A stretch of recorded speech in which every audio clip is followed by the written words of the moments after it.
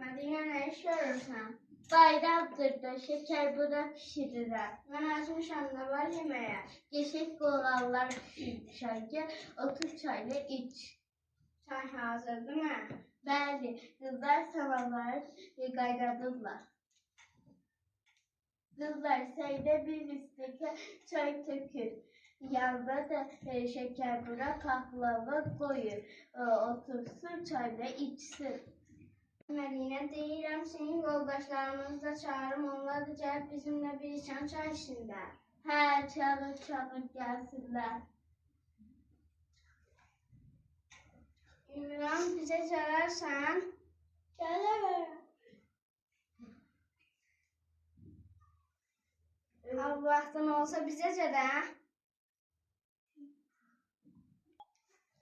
Medine qəşər, şəşər bura, paxlava pişirib. Sizin yoldaşlarımızla yığıb gəl.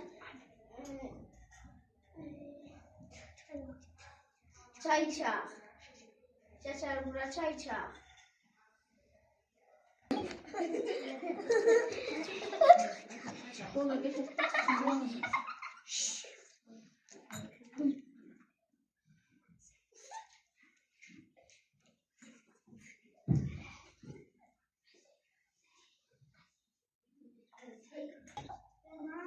Kızlar, hahışta bilirsiniz mi? Gelin hahışta diye.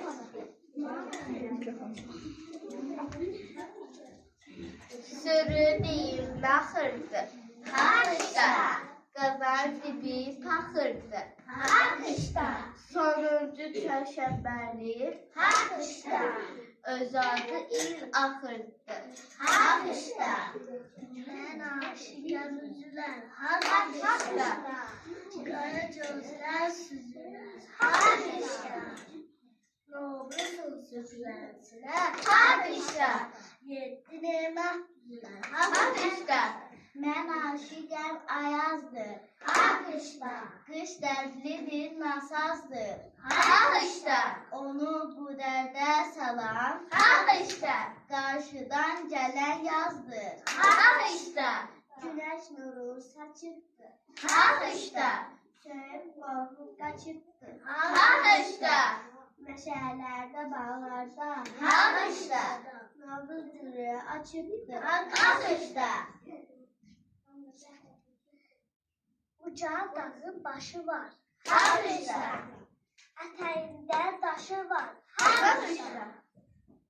Yolumuzu sürpəsində Haqışda. zəhralı aşı var. Haqışda. Mən aşığəm alırsan. Haqışda. Zəhmət çəkən çalışar. Haqışda.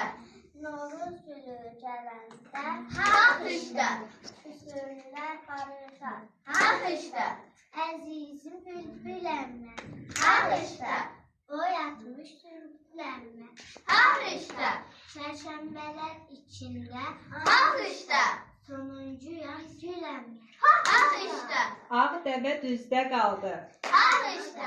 Yükü Təbrizdə qaldı. Haqışda. Baharı gözləyirik.